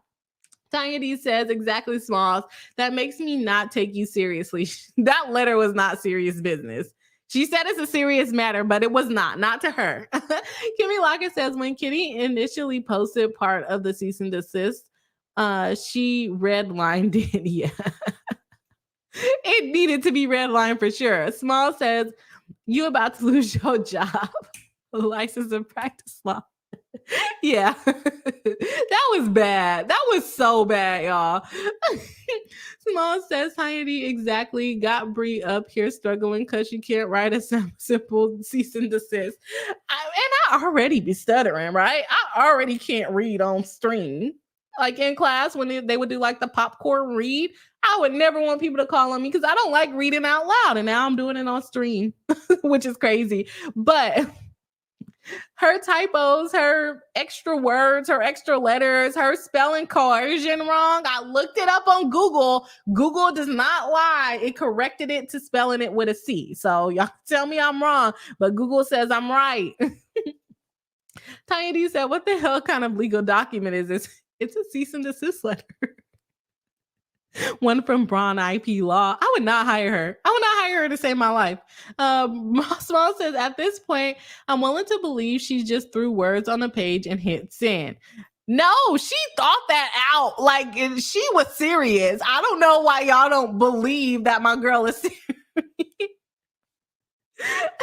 Now, we might have different definitions of serious. That might be a thing, but she was serious for sure. She was serious. I can't, say she's not serious. Upside Down says it's not anymore. She made it illegal with her BS, right? Tiny says she typed that herself. She did. Yeah, she did. She's a lawyer. Small says, got Bree speaking pig Latin trying to read this mess. I would have gave up. We had to get through the meat and potatoes of it, though. We had to. Upside Down says, spell check, sister. Use it, LOL. Yeah, I don't know who approved this letter. Did you send this to Lauren before it was sent out? Did you know this was going to be a letter that would be posted all over the internet? Did you not think about it? I don't know. Just Me MD says, somebody tell Janet she's giving off bully vibes, in my opinion. I'm not calling you a bully. I'm just saying your actions are bullish, allegedly. Exactly. And the thing, they're just bullyish. No, but she can't be serious. My girl said, make sure you contact my office for monetary compensation and make sure you tell me all of this, all of that. But no, I'm not going to overturn my reasoning as to why it's not fair use. But just so you know, I'm a lawyer and it does not meet my analysis and my qualifications of being fair use. So, like, girl, what? You want me to give you all of this information and you can't even tell me why you think this is not fair use? which would support my claim of this is a false copyright strike. Come on now. Get out of here. Making me cuss, man. Small says, well, we know she doesn't have Grammarly. No, that is not something she invested in. Upside Down says she must be a fan of Haba. Oof, nah. This is not going well for you, Janet. Small says, wait, maybe this is one giant social experiment. What if we were being hoodwinked? Truman Show? No, my girl's serious. I don't think this is a game. Tiny D says, cuss word number 2. Was I cussing? What did I say? I don't even remember. This is spicy for real. Tiny D says she needs to hire a proofreader. The letter was horrible. The letter was horrible for sure. Oh, they're like really pink right there. Jeez Louise. My lighting is not all the way up, so it's a little darker here tonight. Winnie R says, of course she has to throw RICO charges in her thread, right? You're making a criminal enterprise to send emails to my client. To send one email to my client. Diane says, what attorney signed off on this trash? Jeanette. She's the managing attorney. The only attorney, I guess.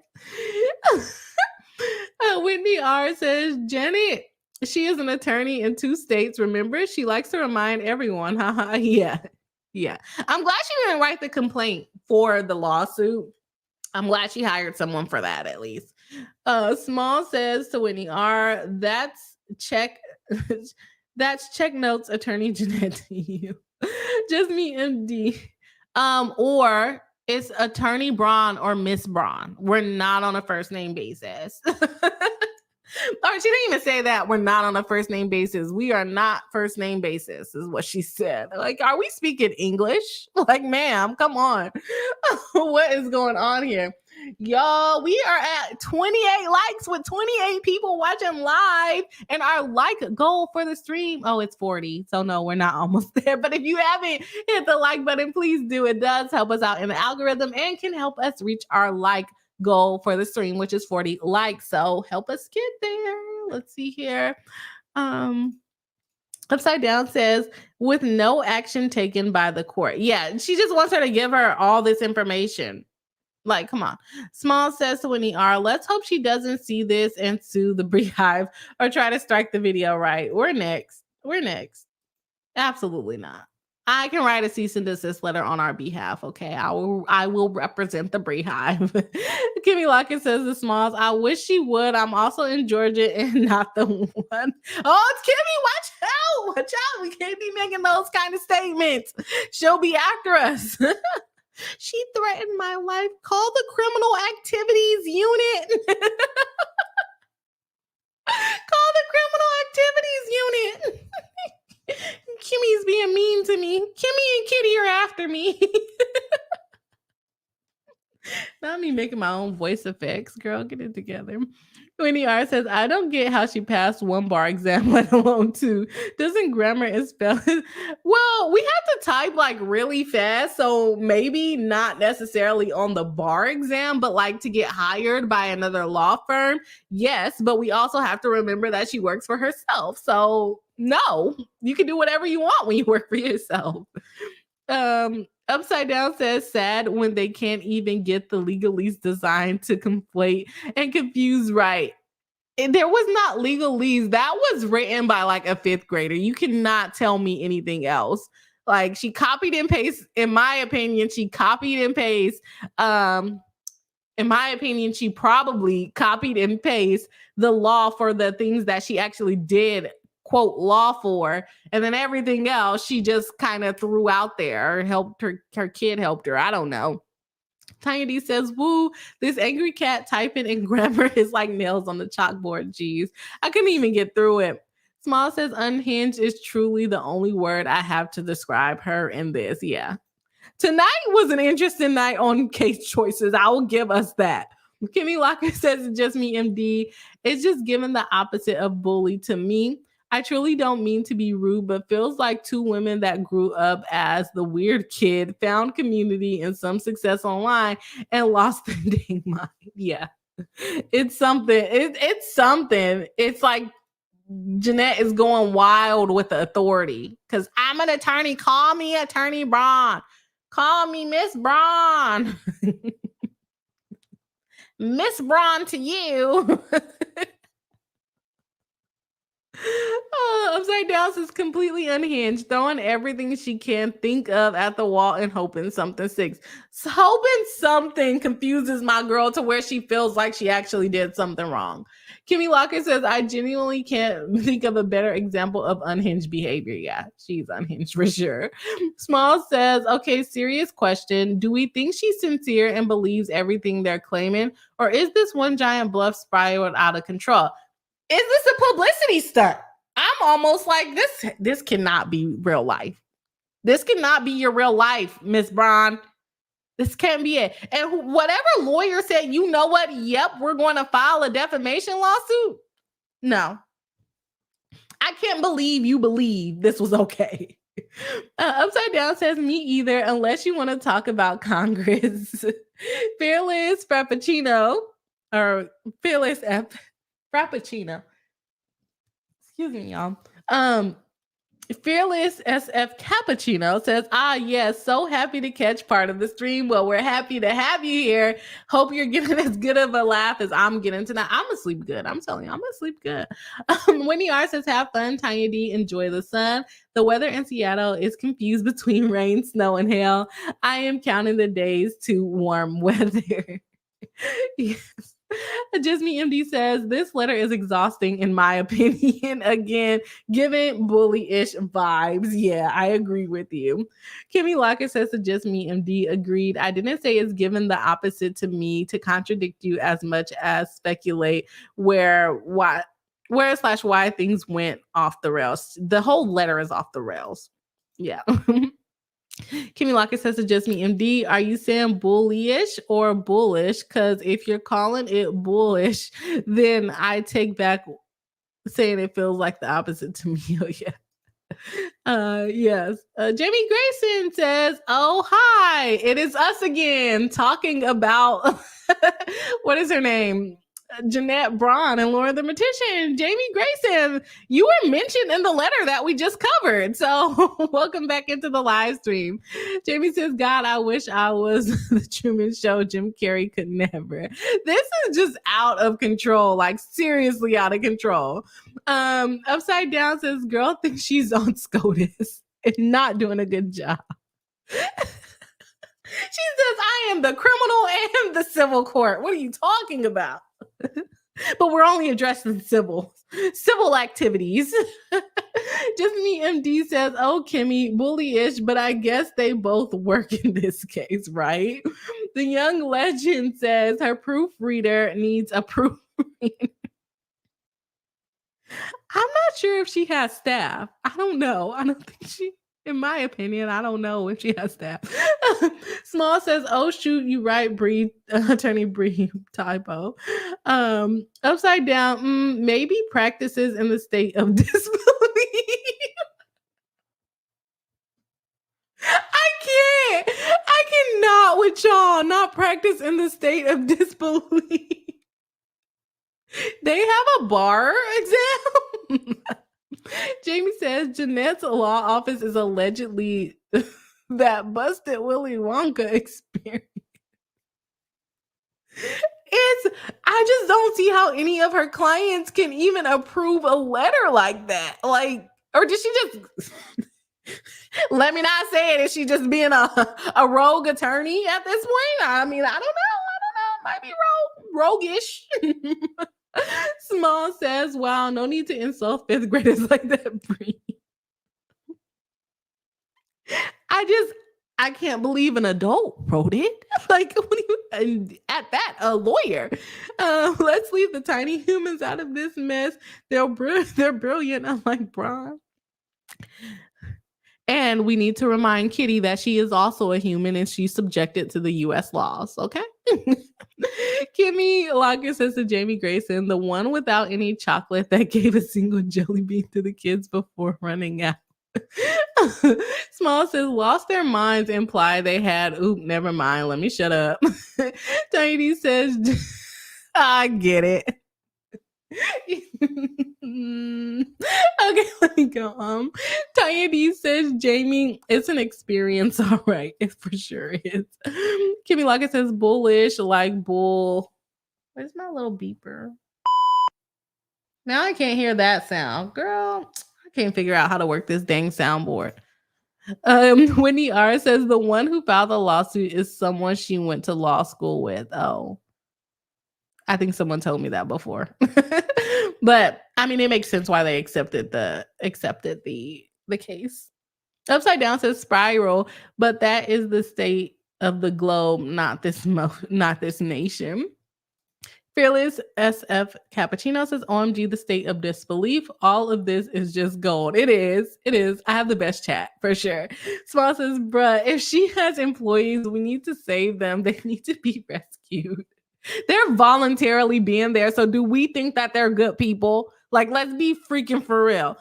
Small says state of disbelief is beyond perfect. It was a good one. Jimmy MD says Upside Down, best comment of the night. Award state of disbelief. Yes, for sure. That was the best comment. Small says we heard it, Bree. Jamie says, Jamie Grayson says to Kimmy Locker, no, but I have gone from 0 to about 55K in 2 months since I started my new one, working my A off. Well, congratulations. I'm glad it's going up for you. Me, on the other hand, I cannot stay consistent on TikTok, so you are killing it. You're killing it. I'm happy for you. Tiny says state of disbelief wins comments of the night. We should do awards like that. MBB, yes, for sure. We should do awards. The MBB nomination goes to.